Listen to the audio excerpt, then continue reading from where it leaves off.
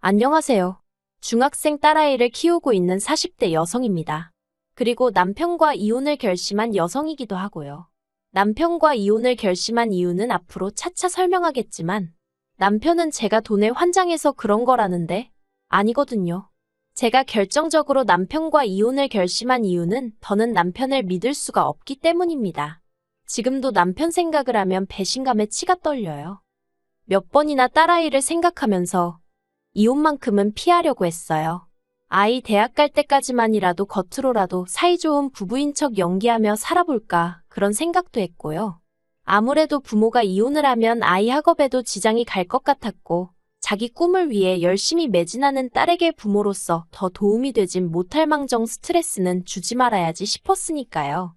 그런데 눈치 빠른 딸이 저더러 지나가는 말처럼 자기는 괜찮으니까 엄마 하고 싶은 대로 해? 그러대요. 그리고 그 말이 저에게는 정말이지 큰 힘이 되었습니다. 그래서 굳게 마음을 먹고 남편에게 이혼하자 할 수 있었어요. 지인의 소개로 남편을 만났을 당시 남편은 작은 카페를 운영하고 있었고 저는 소위 상위 10대 그룹에 들어가는 회사에 다니는 직장인이었어요. 첫 만남부터 남편은 저에게 첫눈에 반했다 말하며 이후로 저에게 간이고 쓸개고 다 빼줄 만큼 잘하더라고요. 그래서 솔직히 남편에 비해 여러 가지 조건적인 측면에서 제가 아깝다는 사람들의 의견을 뒤로하고 남편과 진지한 관계를 이어나가게 되었네요. 그러다 사귄 지 1년 좀 넘었을 무렵 제가 해외지사로 파견 근무를 나가게 되었습니다. 그리고 일 욕심이 컸던 저는 그 기회를 포기할 수 없었기 때문에 남편에게 헤어지자 했지요. 그런데 남편이 자기가 하던 카페를 접을 테니 자기도 따라가면 안 되겠냐 하는 거예요. 그래서 그건 너무 부담스러워서 싫다고 거절했어요. 솔직히 당시에 저는 남편과 결혼까지 생각해 본 적은 없었거든요. 하지만 제가 파견 근무를 나간 지 2달 만에 남편이 연락도 없이 정말로 카페를 접고 제가 있는 곳으로 온 게 아니겠어요. 그리고 저는 그런 남편을 차마 밀어내지 못했습니다. 어느 정도는 도의적인 책임감도 느꼈으니까요. 그래서 2년의 파견 근무를 마치고 부부의 연을 맺게 되었습니다. 한국에 돌아온 이후 남편은 다시 카페를 차렸고 저는 저대로 계속해서 직장 생활을 이어나갔습니다. 그리고 벌이는 이미 소개팅을 했을 때도 제가 조금 더 잘 벌고 있는 상황이었고 그래서 남편에게 큰 기대라는 건 없었어요. 하지만 어쩐 일인지 세월이 지나도 남편의 벌이는 나아지질 않았고 그렇다 보니 제 월급에서 상당 부분이 생활비로 지출될 수밖에 없었지요. 참고로 지금이야 반반 부담이니 생활비를 각출해서 쓰니 하는 부부들도 많지만 10여 년 전만 하더라도 그게 그렇게 흔한 일이 아니었거든요. 그렇다 보니 막말로 돈이 안 벌려서 없다는 사람을 쪼아댈 수도 없어서 그냥 그러려니 생각하고 살았습니다. 그러다 한 3, 4년 전부터는 어째서인지 가져다주는 생활비가 100만 원 남짓으로 팍 줄었습니다. 그리고 그 시기에 아이가 미술의 재능을 보이기 시작해서 교육비로 돈이 많이 들어가기 시작한 때였거든요. 그래서 어쩔 수 없이 제가 남편에게 왜 이렇게 요새 가져다주는 생활비가 적냐고 물었어요. 그러자 남편이 장사가 안 돼서 그런 걸 어쩌냐는 식으로 나오더라고요. 그런데 그 태도가 솔직히 뻔뻔하다고 해야 할지 하다못해 말이라도 미안하다 한마디 했으면 저도 그렇게 마음이 상하지는 않았을 겁니다.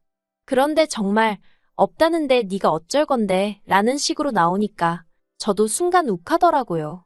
아니 순간이라고 표현은 했지만 지금 생각해보면 언젠가 사정이 나아지겠지 생각하며 마음을 달래온 게 수년이었으니 그때 터져버린 게 아닌가 싶기도 해요.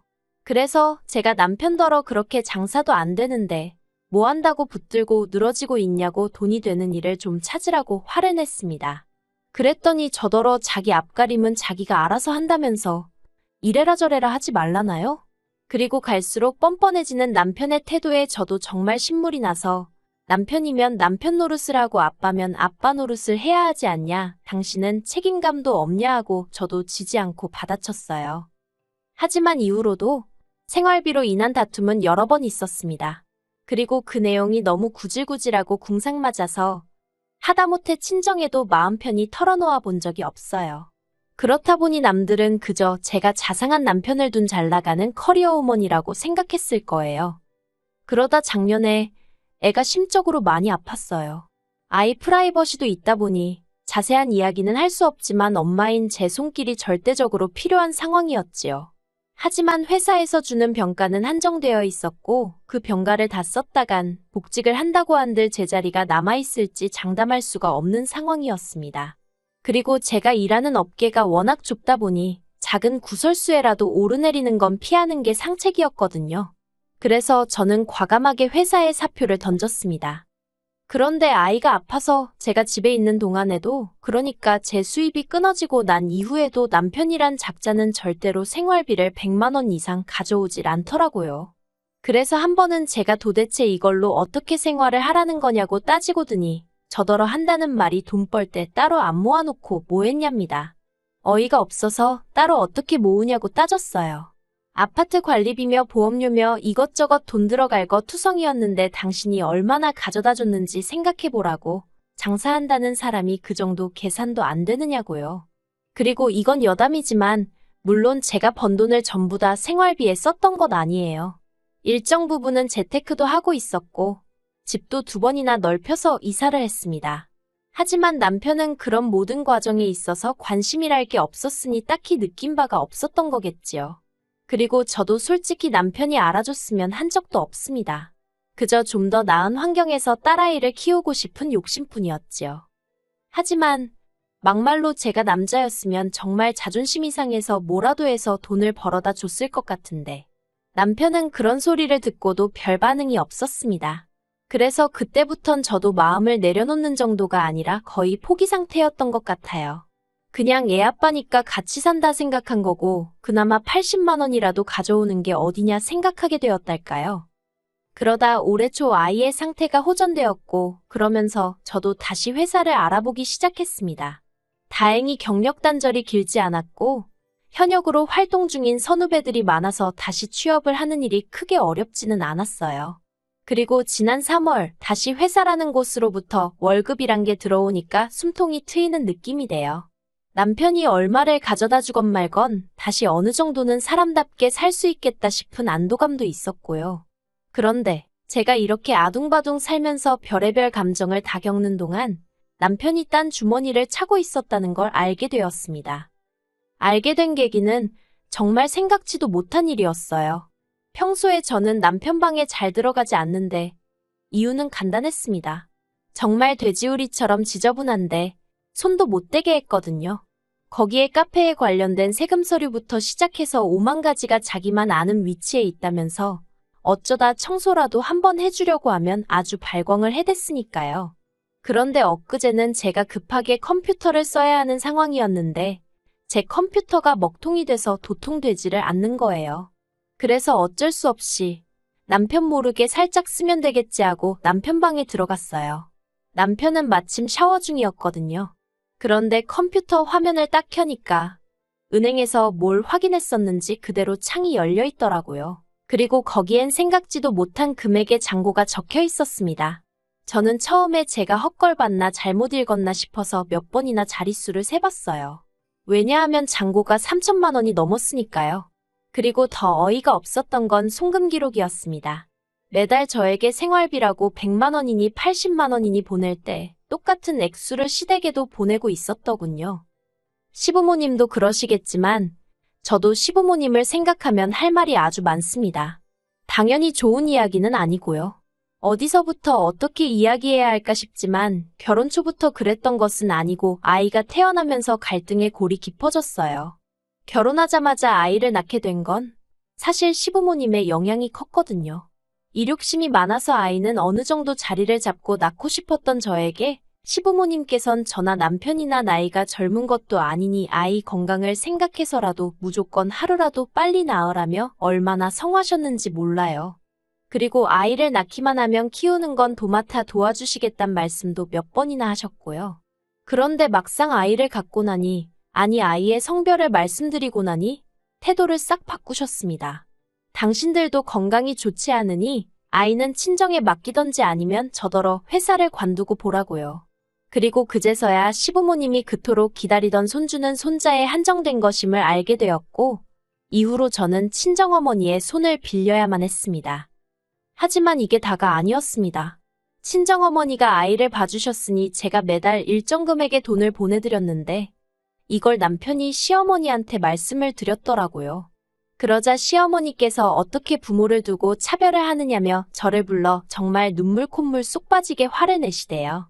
그리고 이 무렵 이미 남편이 가져다주는 생활비가 제 월급의 반도 안 될 때였어요. 그래서 저도 억울한 마음에 하소연을 했는데 시부모님이 한마디로 그건 네 사정이지 내 알 바가 아니라는 식으로 나오시는 거예요. 그러니 저라고 어떻게 좋은 마음으로 시부모님을 대할 수 있었겠어요. 게다가 그런 과정 속에서 남편은 단 한 번도 제대로 어떤 역할이란 걸 한 적이 없어요. 딱히 시부모님 편을 들지도 않았지만 제 입장을 대변한 적도 없었지요. 그리고 그래도 저는 그나마도 중간이나 지키고 있으니 다행이라고 생각했는데 알고 보니 자기가 번 돈에서 반도 안 되는 금액을 저한테 생활비랍시고 주고 나머지로는 지 하고 싶은 거 하고 시댁에 좋은 아들 노릇하고 그러고 살았더라고요. 주마등처럼 많은 기억들이 머리를 스치고 그 와중에 남편이 샤워를 마치고 나왔다가 저를 발견하곤 흠칫 놀라대요. 그리고는 자기 방문이 열려있는 걸 보더니 저더러 자기 방에 들어갔었냐며 묻는데 얼굴에 난처한 표정이 스치는 걸 제가 봤어요. 그래서 남편더러 나한테 뭐 할 이야기 없냐고 물었습니다. 그러자 남편이 오히려 큰 소리를 내며 저더러 할 이야기가 있으면 하라고 자길 떠보지 말라대요. 그래서 이제껏 돈 못 벌어와도 애 아빠니까 그래도 자기 딴엔 한다고 하는데 장사가 안 돼서 그런 거겠지 하고 수십 수백 수천 번을 이해했다고. 그런데 이제 보니까 뒤로 당신은 혼자 호의호식하고 살았더라? 하고 소리를 쳤어요. 그러자 남편이 처음엔 그럴 의도가 아니었답니다. 그냥 비상금 정도로 생각하고 모았던 건데 액수가 커지니까 욕심도 나고 그리고 자기가 생활비를 조금밖에 안 줘도 우리 먹고 사는 데는 아무 지장이 없지 않았냐며 그래서 별로 문제라고 생각을 안 했다는 거예요. 그래서 제가 애 아파서 나 일 쉬는 동안 내가 돈 때문에 얼마나 스트레스 받는지 알지 않았냐. 애 상담 한번 갔다 오면 10얼마씩 까먹는 것도 알지 않았냐. 그런데도 당신 나한테 생활비랍시고 겨우 돈 100만 원도 안 되는 돈 갖다 준 거 말고 단돈 10원이라도 더 주려고 해본 적 있냐. 정말 그간 가슴에 맺혀있던 말들을 미친 듯이 쏟아냈습니다. 그리고는 왜인지 눈물이 얼마나 흐르던지 단지 슬퍼서가 아니라 그간 서러움, 억울함, 그 모든 게 눈물이 되어 쏟아져 나오는 기분이었어요. 그리고 이후로 남편과 일주일 동안 냉전을 치렀습니다. 정확히 말하자면 저는 남편을 없는 사람 취급했고 남편은 그런 제 눈치를 보더라고요. 10여 년을 같이 살면서 셀 수 없는 싸움을 해왔지만 그렇게 남편을 철저히 무시해 본 건 처음이었는데 그래서인지 남편이 제 눈치를 정말 많이 보대요. 그리고 그런 남편의 모습이 제 눈에는 어찌나 비열해 보이던지 사랑이 없어도 부모로서 평생을 함께 가려고 했습니다. 능력이 없는 남자여도 제가 선택한 사람이고 제 아이의 아빠니까 제가 책임지려고 했어요.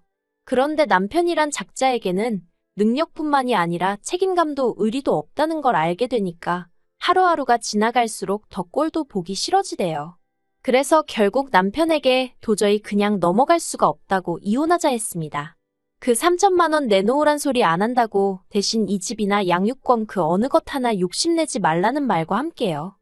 그리고 저는 직접 시부모님께 전화를 걸었습니다.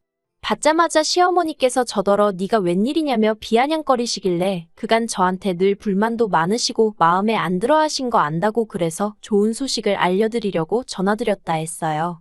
저희 이혼하기로 했어요. 하니까 잠깐의 정막이 흐르더니 갑자기 왜 그러냐입니다. 그래서 시어머니더러 매달 애아빠가 생활비를 드렸던데 몇 년이나 드렸는지는 묻지도 않겠다고. 하지만 작년에 한참 애 때문에 생활비가 빠듯해서 생신 한번 건너뛰었을 때도 저한테 몇 번이나 짜증을 내지 않으셨냐. 그런데 보니까 그때는 애아빠가 심지어 평소보다 50만 원이나 더 보내드렸던데 그걸 받고도 나한테 짜증을 내고 싶으셨냐 물었습니다.